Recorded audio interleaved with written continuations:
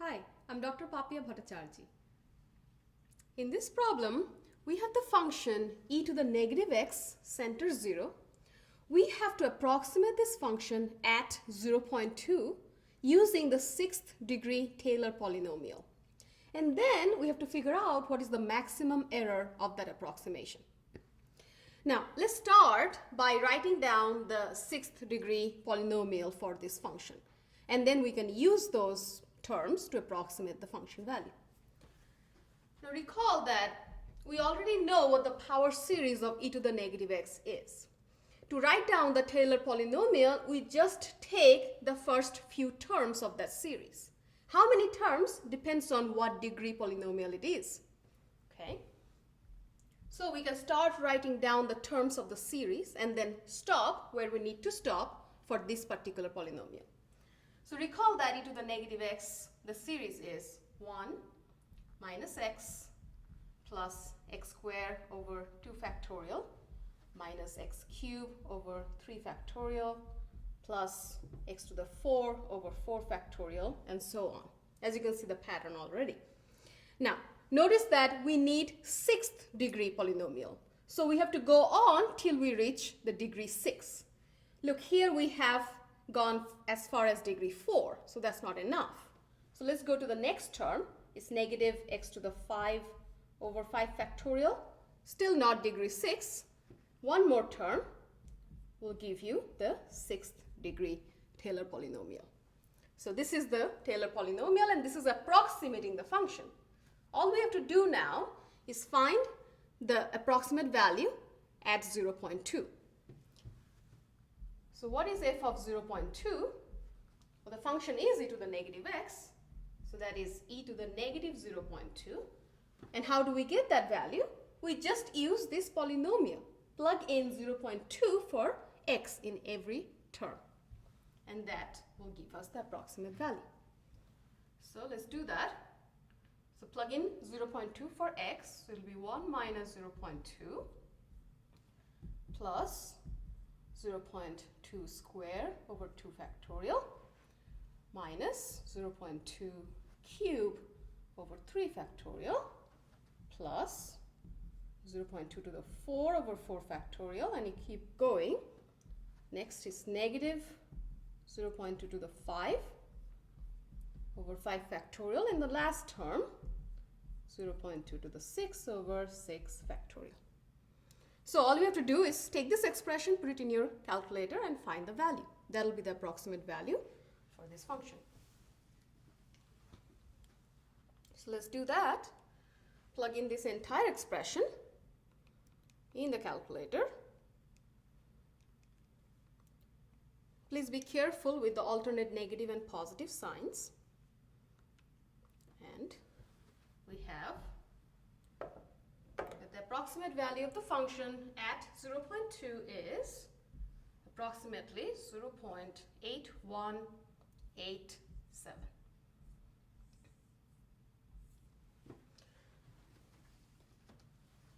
So that concludes the first part of the problem. Now notice that this is an approximate value, not the exact value. And so there is some error. And we have to figure out what the maximum error of this approximation is. To do that, recall, whenever we're talking about Taylor polynomial, there's a concept of remainder. And that remainder gives us a calculation for error. So the remainder is given by the formula. It's called Rn, and the formula is, it is the n plus 1th derivative of the function f evaluated at some z divided by n plus 1 factorial times x minus c to the power n plus 1. Now the z is a new variable now, and all we know about z is that it lies between x and c. So it lies between x and c. We don't know what the exact value of z will be. Now let's first write down all the stuff that we already know. See, we have used the sixth degree polynomial, so we know that this n is 6. Okay, we also know the center, the C, is 0. And furthermore, we have approximated at 0.2. So that's the value for x. So we know all these values. We have to figure out the maximum error. And the maximum error can be figured out by this expression. So we can plug in all these values and then we can try to find the error that way. So let's do that. Okay, so let's plug everything in. N is equal to 6, so we are figuring out R6. So that is equal to the n plus 1th derivative is now the 7th derivative at z. We don't know what the value of z is. Okay, it's divided by, again, n plus 1 is 7 factorial. X is 0.2. C is 0. So this is just 0.2 to the power. Again, n plus 1 is 7. And we know that z will lie between c and x, and c is 0 and x is 0.2. So that's our setup. That's all we know right now. And we have to figure out what is the maximum value of this expression is. That's the maximum error, right? So can we figure that out? Well, this is just a number, 0.2 to the 7. 7 factorial is a number. We can just plug it in our calculator, but there is one problem. The problem is this expression here with that z. What kind of value can we get for that expression? Okay, so the very first thing we should do is at least have an idea of what this 7th derivative is. We know our function is just e to the negative x. So the function is e to the negative x. So we can figure out the 7th derivative of that function, right? So if you just look at the pattern, see the first derivative is negative e to the negative x. Second derivative will be a positive with the same function. Third will be negative. Fourth will be positive. You see that there's an alternate negative and positive sign. And that's why we get this alternate negative positive sign in the polynomial as well, right?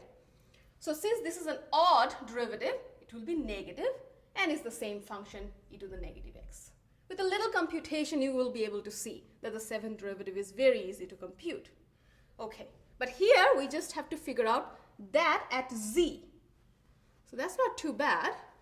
So this is nothing but, see, this expression is negative e to the negative z.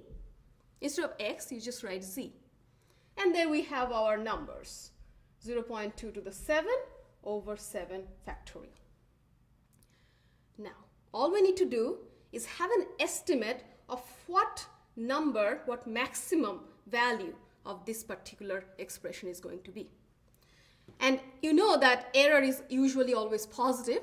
So just remainder will not give us error, but the absolute value of the remainder will be giving us our error.